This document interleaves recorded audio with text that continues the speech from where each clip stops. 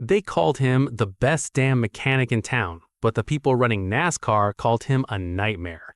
You see, most people look at a rule book and see a set of boundaries, a fence that tells you exactly where you can and cannot go.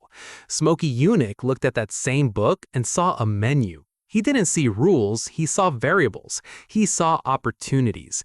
And for 50 years, he treated the entire sport of stock car racing as a personal experiment in just how far you can bend reality before it snaps.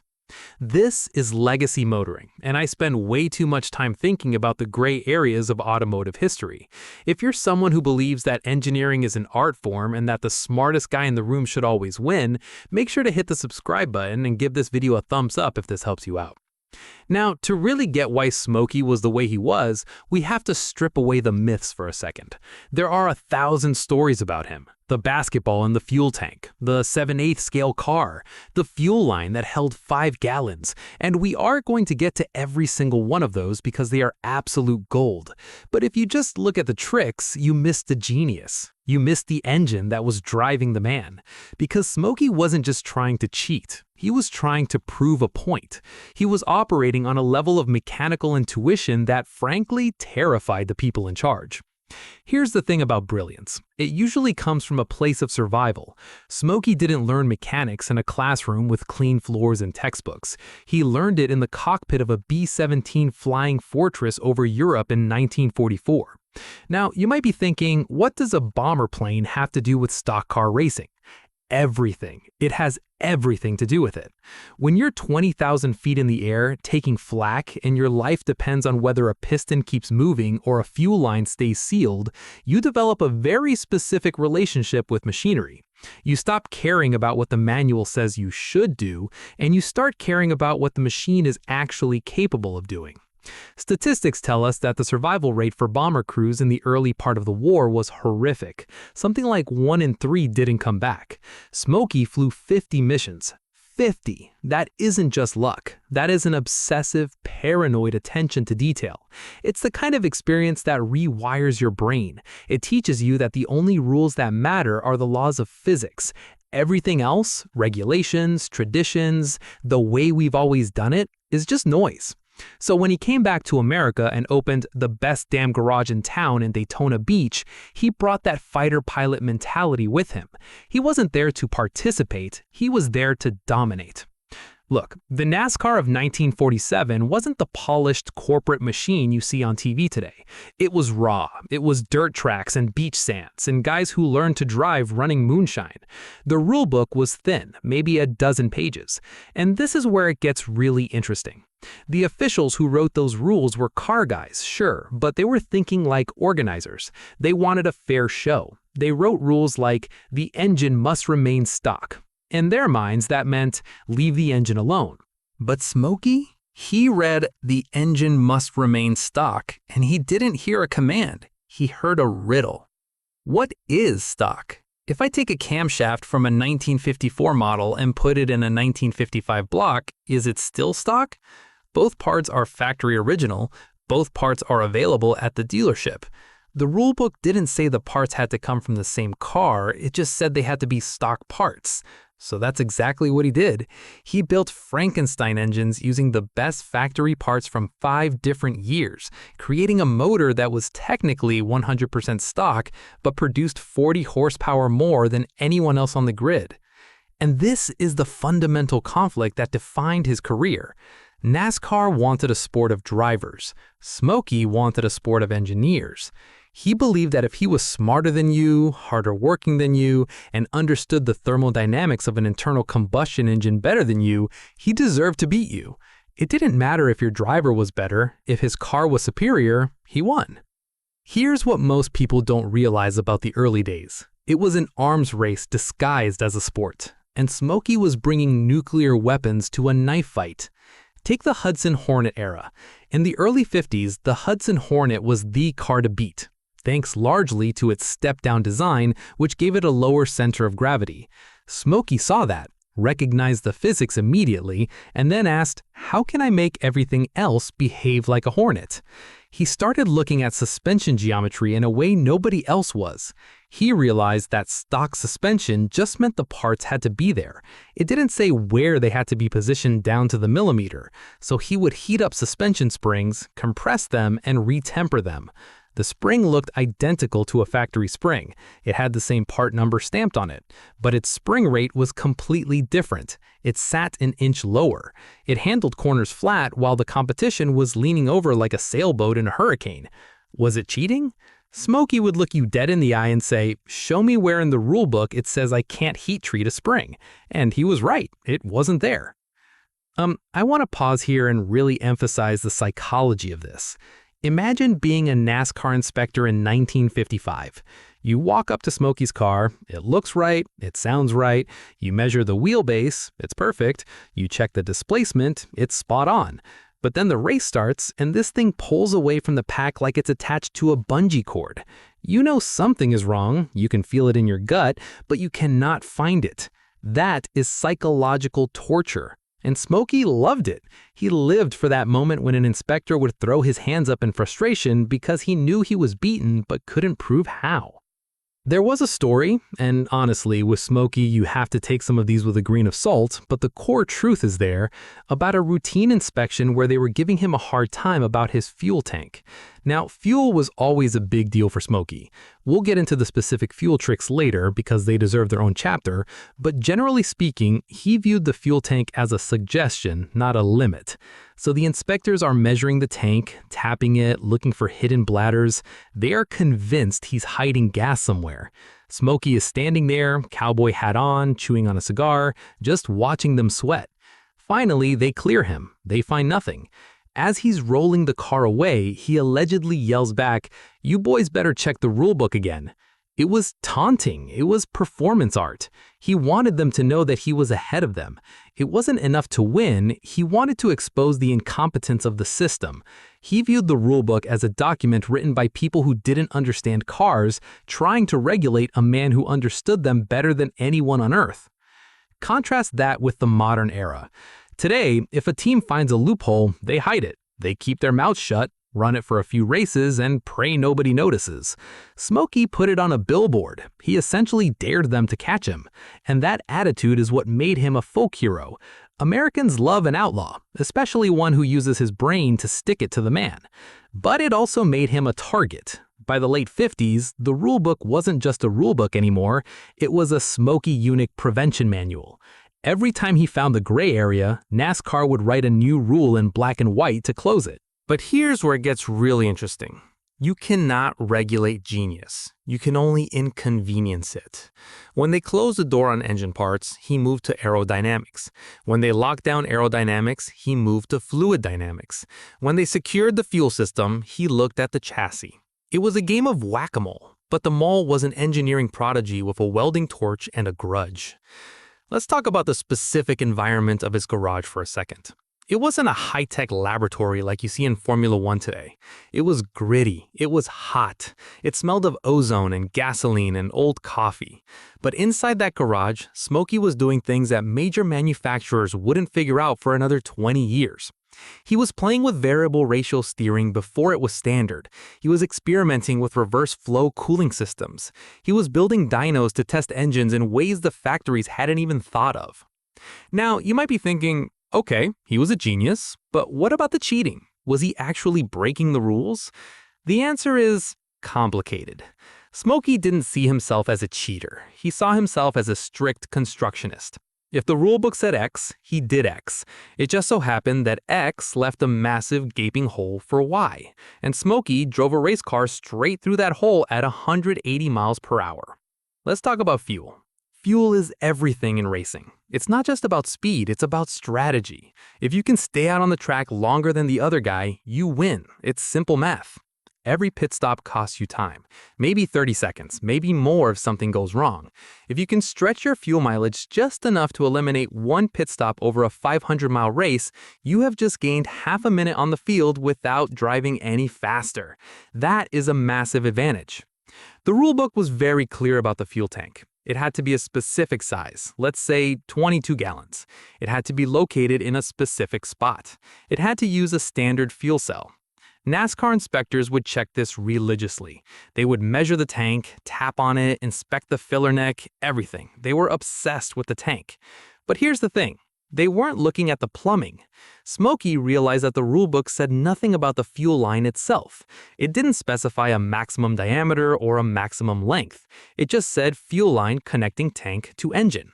So he looked at that line and thought, well, if I make it big enough, it becomes a second tank. He installed a fuel line that was 11 feet long and 2 inches in diameter. Now picture that. A standard fuel line is maybe 3/8 of an inch, just enough to feed the carburetor. A 2-inch pipe is massive. It's like a fire hose. And he didn't just run it straight. He coiled it. He snaked it through the frame rails, tucked it up under the body panels, wrapped it around anything he could find. By the time that fuel line reached the engine, it held something like 5 extra gallons of gas. Think about that. 5 gallons. In a race car that gets maybe 4 to 5 miles per gallon at speed, that's 20 to 25 extra miles. That is easily enough to skip a pit stop. The inspectors would check the tank. 22 gallons, check, perfect. They would sign off on the car.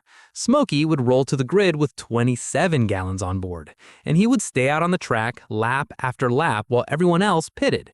The competition would be scratching their heads thinking he was running lean or had some magical carburetor tune. Nope, just a really, really long pipe. But the most famous fuel story, the one that has become absolute legend, is the basketball trick. And this is where it gets really interesting because it shows you the sheer audacity of the man. The story goes that NASCAR inspectors started getting wise to the volume tricks. They began measuring the actual capacity of the tank more carefully. So Smokey needed a way to pass a volume check but still have a bigger tank once the race started. His solution? A deflated basketball inside the fuel tank. Now, stay with me here. He puts a deflated ball inside. When the inspectors come to check the tank size, he inflates the ball. The ball takes up space inside the tank, so when they pour in the measured amount of fuel to test capacity, it fills up quickly because the ball is displacing volume. The tank appears to be the correct legal size. It holds exactly 22 gallons because the inflated ball is taking up the rest of the space. The inspector says, okay, looks good. They seal the tank. But Smokey had rigged the valve to the basketball. Once the car was on the track and the race started, he would deflate the ball. As the fuel burned off and space opened up, the ball would shrink, effectively increasing the tank's capacity back to its true illegal size. It was brilliant. It was essentially a variable geometry fuel tank. Did he really use a basketball? Some say yes. Some say it was a custom rubber bladder. The details vary depending on who tells the story, but the principle is pure Smokey. Manipulate the test conditions so you pass, then change the conditions once the race starts. I want to address a common objection here. You might say, well, that's just lying, that's dishonest. And sure, by modern standards it is, but you have to understand the era. Everyone was cheating. It was an open secret. The Petty team, the Woods brothers, Junior Johnson, they were all looking for an edge. Smokey just did it better. He did it with more flair. There's another story that captures this perfectly, and it's probably the single most famous moment in his career. It happened at Daytona. The inspectors were fed up. They knew Smokey was pulling something with the fuel system, but they couldn't find the basketball. They couldn't find the coil. They couldn't find anything. They were furious. So, during pre-race inspection, they decide to do the ultimate check. They order him to remove the fuel tank from the car entirely. They want to inspect it on the ground, away from the car, to make absolutely sure it's legal. Smokey, looking annoyed but compliant, unbolts the tank. He disconnects the lines. He physically pulls the tank out of the car and sets it on the ground in front of the inspectors. There, he says, happy now? The inspectors start examining the tank. While they are distracted, Smokey gets back into the car. Remember, there is no gas tank in this vehicle. It is sitting on the asphalt 10 feet away. Smokey turns the key. The engine fires up. He revs it. And then, with a grin that must have been visible from space, he drives the car back to his garage. How? Because he had filled the roll cage with gasoline. The structural steel tubing that protects the driver in a crash, he had sealed it, pressurized it, and plumbed it into the fuel system. The entire frame of the car was a gas tank. Imagine the look on the inspectors' faces. They are standing there holding his gas tank and the car drives away.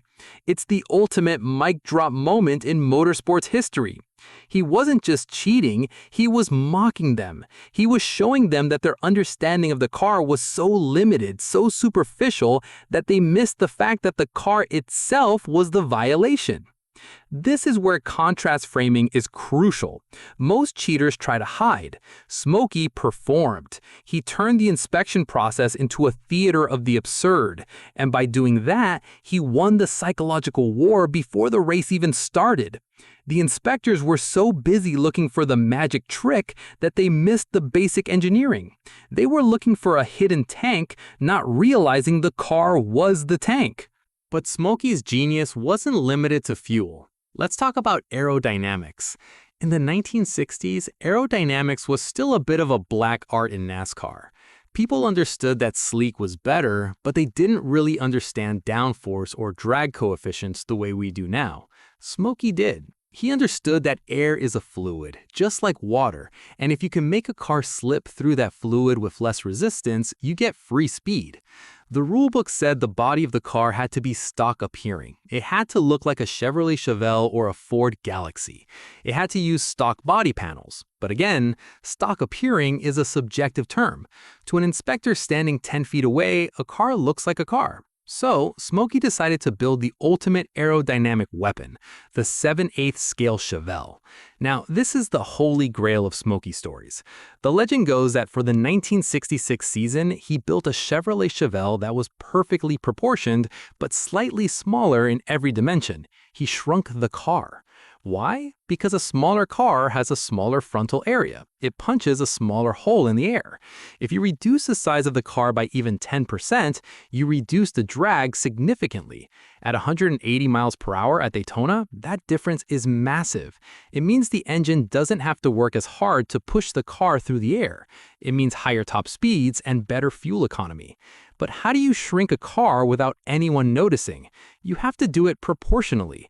If you just chopped the roof, it would look weird. If you just narrowed the fenders, the tires would stick out. No, he had to shrink everything. The hood, the trunk, the doors, the roofline, the bumpers. Everything was cut, sectioned, and re-welded to be just slightly smaller than stock.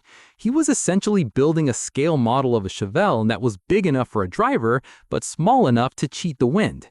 And the craftsmanship was flawless. You could stand next to it and not realize anything was wrong unless you parked the stock Chevelle right beside it. It looked perfect. The lines were beautiful, the paint was immaculate. It was a work of art. So how did he get away with the 7/8 scale Chevelle? Well, for a while, he didn't have to get away with anything because nobody thought to check. The inspectors were looking for illegal parts, not an illegal car. They were checking ride height, wheelbase, and track width, the standard measurements. Smokey made sure those specific numbers matched the rulebook perfectly. He moved the suspension points, adjusted the fender wells, and tweaked the chassis so that when the tape measure came out for the standard checks, the car was legal. But the body itself, the sheet metal skin of the car, was smaller. It sat lower, narrower, and shorter than a factory Chevelle. It was an optical illusion designed to cheat the wind. And it worked. The car was fast. Uncomfortably fast.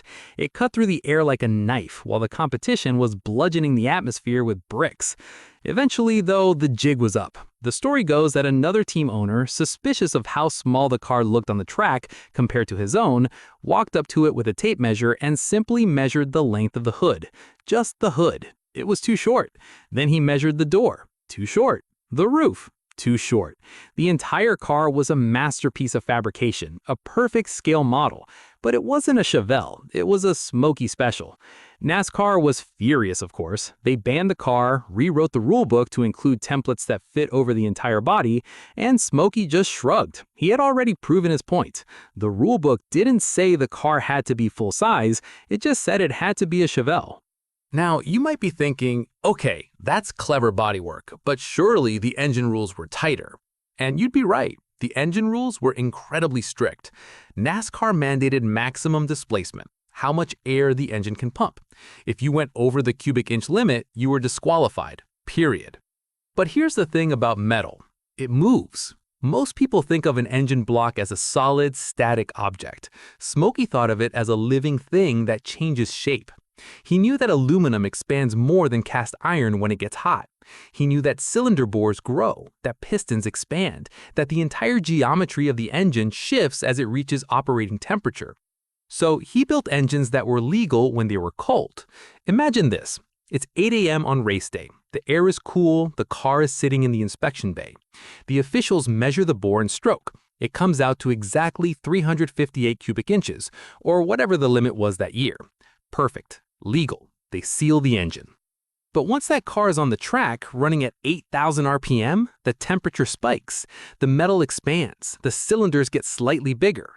The stroke effectively changes as the rods and crank heat up. Suddenly, that 358 cubic inch engine is displacing 360, maybe 362 cubic inches.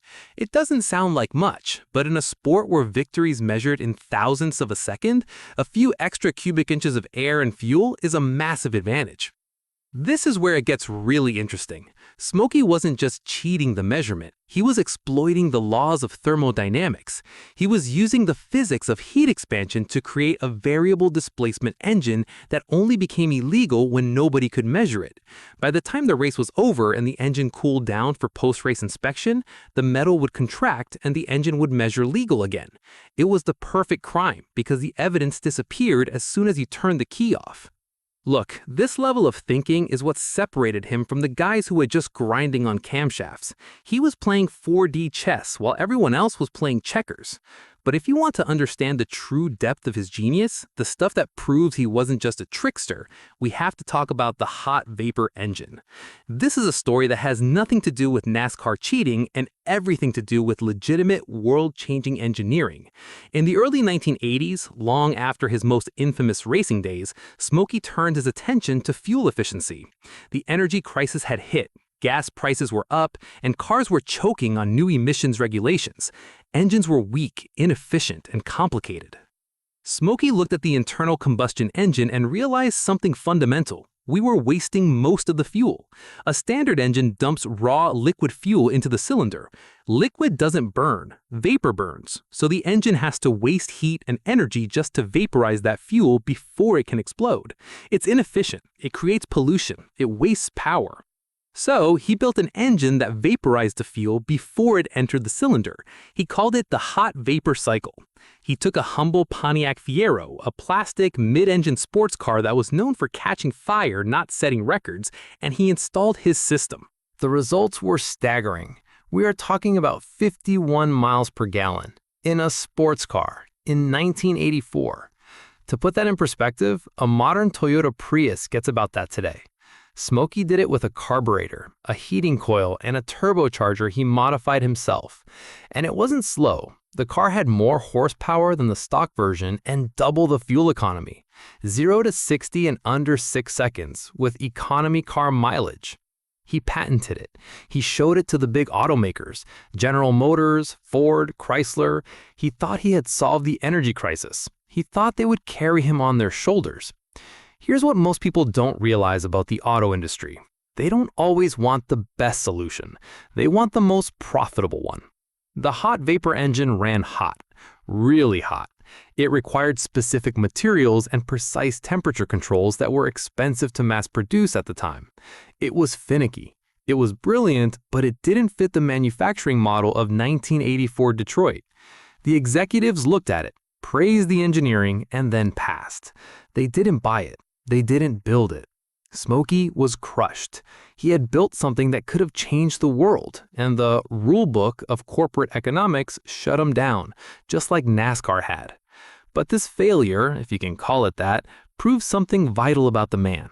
He held over 40 patents, real government-issued patents for things like variable ratio power steering, extended tip spark plugs, and flow bench technology. He wasn't a cheater trying to fake his way to a win. He was an innovator who was constantly frustrated by the limitations of the systems around him.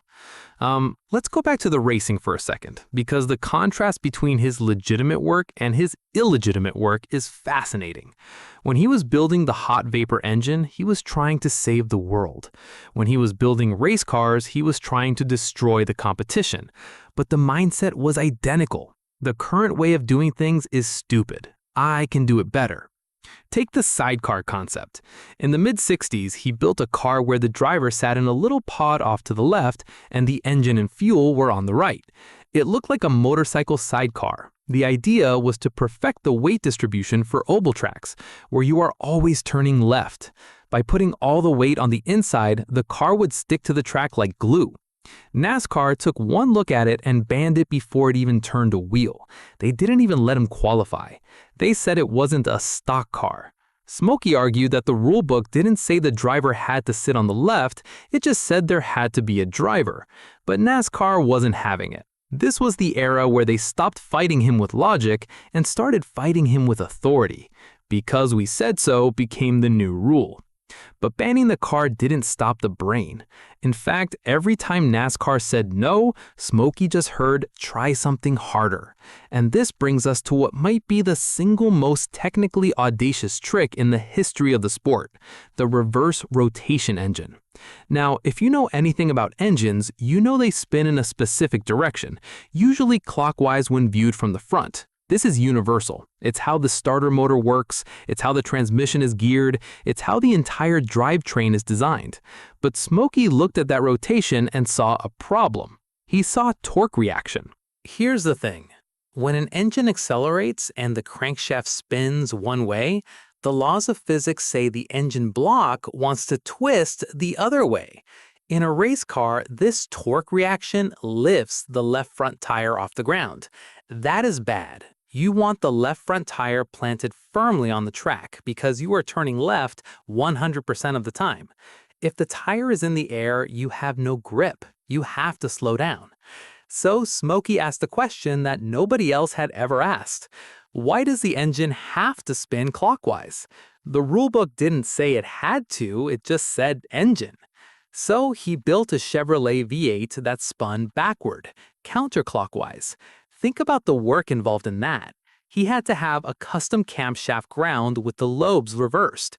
He had to reverse the firing order in the distributor. He had to modify the oil pump. He had to take the rear end gears and flip them upside down so the car would drive forward instead of backward.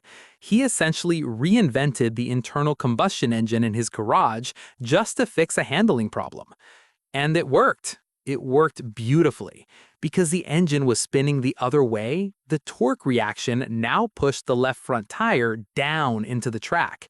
The harder the driver accelerated, the more grip the car had. It was the exact opposite of every other car on the grid. While the competition was lifting wheels and fighting for traction, Smokey's car was digging in and launching out of corners like a rocket. The driver came in after the first test run and said, "The car feels wrong, but it's fast." It was unnatural. It defied the muscle memory of driving a race car. But the stopwatch doesn't lie. The car was a missile. NASCAR officials knew something was weird. They could hear it. A reverse rotation engine sounds slightly different. The exhaust pulses are different, but they couldn't put their finger on it. When they finally figured it out, probably because someone noticed the fan blades were pitched the wrong way, they were baffled. There was no rule against it. It was a standard block, standard displacement, standard everything. It just spun left instead of right. They banned it anyway. Of course they did. They wrote a new rule the next week. Engines must rotate clockwise. And Smokey just laughed. He had forced them to admit that their rules were incomplete. He had exposed the limitations of their thinking again. Now, you might be thinking, this guy sounds like a mad scientist. Did he care about anything other than speed? And this is where the story gets surprisingly human. Because for all his rule bending, Smokey Yunick was arguably the biggest advocate for driver safety in the history of the sport. This is the paradox of the man. On one hand, he would put a bomb in the gas tank if it meant winning. On the other hand, he spent his own money and his own time developing the safety wall. Long before the safer barriers you see today, those soft walls that absorb impact, Smokey was screaming at track owners to stop building concrete walls. He proposed using old tires, watt barrels, anything to soften the blow.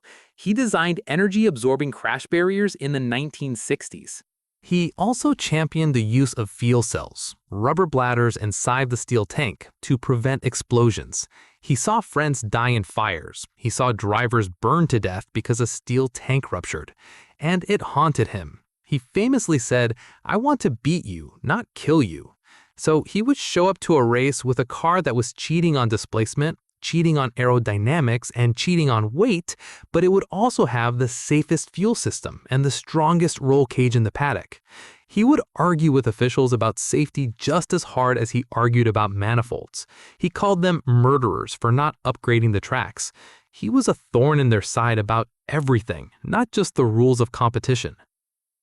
Let's pivot back to the black magic engineering for a second, because there is one more area we haven't touched on, the invisible modifications. We talked about the visible stuff, the 7/8 scale car, the fuel lines, but Smokey's real artistry was in the things you couldn't see even if you took the engine apart. He was a master of flow. The rulebook specified that the intake manifold had to be stock. You couldn't weld it, you couldn't port it, which means grinding out the inside to make it smoother, and you couldn't change the shape. It had to be a factory casting. Smokey looked at the factory casting and saw a rough, inefficient lump of iron. The airflow inside was terrible. So he would take a stock manifold and cut it open. He would slice it right down the middle or cut the bottom off. Then he would spend hours grinding the inside, polishing the runners, reshaping the curves to optimize airflow. He would make the inside of that manifold a work of aerodynamic art. Then, and this is the genius part, he would weld it back together. But he wouldn't just weld it, he would finish the surface so perfectly that the weld line disappeared. He would recreate the rough cast iron texture over the weld, so it looked like it came straight from the foundry. He would even paint it the factory color and distress it so it looked used. Inspectors would pick up that manifold. They would look at it, they would measure the outside dimensions. It looked stock, it felt stock, but inside it flowed 20% more air than the competition. It was a cheater manifold that was physically undetectable unless you cut it open yourself. And then there was the water pump. This is one of my personal favorites because it's so counterintuitive. In racing, you need cooling. Engines get hot, so you need a water pump to circulate coolant. But a water pump takes horsepower to turn. It drags on the engine. Smokey realized that at 180 miles per hour, the air pressure hitting the front of the car is massive. You don't really need a pump to push water. The ram air pressure can do a lot of the work. So he would take the impeller inside the water pump, the little fan blade that moves the water, and he would shave the blades down. He would make the pump less efficient. Why? Because a less efficient pump has less drag. It frees up 3 or 4 horsepower. And at race speeds, the natural pressure of the cooling system was enough to keep the engine from melting down. It was a calculated risk. If the car sat still for too long under a yellow flag, it would overheat. But under green flag racing, it was faster. He was trading reliability for speed, but he was doing it with math. He calculated exactly how much cooling he needed and didn't use a drop more. That is the definition of efficiency. Here's what most people don't realize about this era of racing. It wasn't just about who had the most money, it was about who had the most imagination. Smokey was operating in a world where stock was a relative term. He once said, "You can't race a stock car. If you race a stock car, the wheels would fall off in 10 laps." He believed that by modifying the car, he was just making it race ready. He was doing what the factory would have done if they were building a race car. There's a legendary story about a mystery box ignition system. Now, ignition is key. You want a big, hot spark to burn the fuel. Smokey allegedly developed a high-energy ignition system years before electronic ignitions were standard. He hid the electronics inside a hollowed-out battery case or tucked them under the dashboard. The car would misfire in the pits. It would sound rough. It would sound like a junker. Then, as soon as it hit the track, the real ignition would kick in and the engine would sing. The competition would hear that rough idle and think, Smokey's missing a cylinder today. Then the green flag would drop and he would put a lap on them. It was psychological warfare. He wanted them to think he was struggling right up until the moment he blew them past.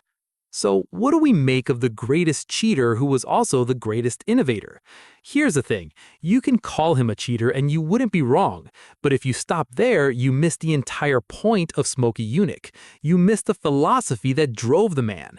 He wasn't trying to break the rules just to break them, he was trying to expose the fact that rules are inherently flawed. They are written by people who can't imagine what's possible for people who are supposed to accept those limits. Smokey refused to accept limits. He looked at a rulebook and saw a challenge to his intelligence. He believed that if he could outthink the people who wrote the rules, he deserved to win. And honestly, looking back at the history of motorsport, isn't that exactly what racing is supposed to be? It's supposed to be the pursuit of the absolute limit of what a machine can do. Think about the modern NASCAR rulebook. It's a massive technical encyclopedia. It specifies tolerances down to the thousandths of an inch.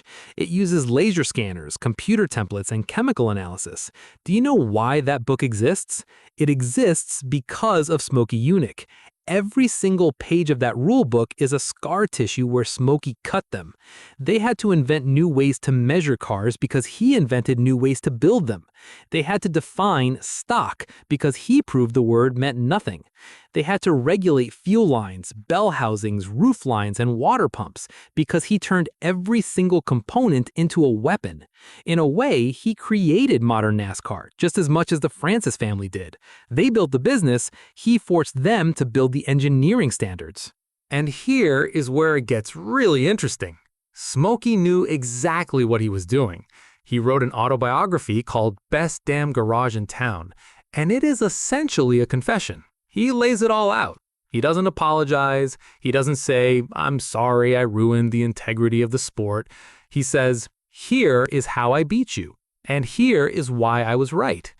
He viewed racing as war, and in war, you don't fight fair, you fight to win. If the enemy has a rule that says you can't use a certain weapon, you invent a new one they haven't banned yet. That was his logic. It was ruthless, it was arrogant, and it was brilliant. I want you to consider the alternative. Imagine a world where every mechanic just followed the rules, where nobody pushed the boundaries, where everyone accepted stock meant leave it alone. The cars would be slow. The racing would be boring. We wouldn't have the safety innovations, the fuel efficiency breakthroughs, or the aerodynamic knowledge we have today. Innovation is messy. It requires people who are willing to look like crazy people. It requires people who are willing to be called cheaters. Because the person who follows every rule never discovers anything new. They just repeat what has already been done. Smokey Yunick was incapable of repeating what had been done. He had a pathological need to do it differently, to do it better, to do it his way. Look, was he a nightmare for the officials? Absolutely. Was he a headache for the other teams? You bet. But was he a genius? There is no other word for it. A man with a high school education and a toolbox in Daytona Beach outsmarted the biggest automotive corporations in the world. He built engines that defied physics. He built cars that cheated the wind. He built a legacy that is still being talked about 50 years later. So when we ask, was Smokey Yunick a cheater or a genius? The answer is yes, he was both. You cannot separate them. The genius required the cheating because the rules were too small to contain the ideas, and the cheating required the genius because without it, he would have just been a guy breaking rules, not a legend rewriting them. He proved that the spirit of the rule is just a polite way of saying, don't try too hard. And Smokey Yunick never did anything halfway. He tried harder than anyone else. He worked longer, thought deeper, and cared more than anyone else in that garage. That is the lesson here. Not that you should go out and break the law, but that you should look at the rules of your own life, the limits people place on you, the things they say can't be done, and ask yourself, did they say I can't do it, or did they just forget to say I can? Smokey found the gap. He lived in the gap, and he drove a 7/8 scale Chevelle right through it into history. If you enjoyed this deep dive into the mind of the ultimate rule bender, make sure to hit that subscribe button. We cover the stories that the rule books try to hide. Leave a comment below and tell me, what is your favorite Smokey Yunick story? Was it the basketball, the fuel line, or was it something else entirely? I'm curious to hear what you think. Until next time, keep reading between the lines.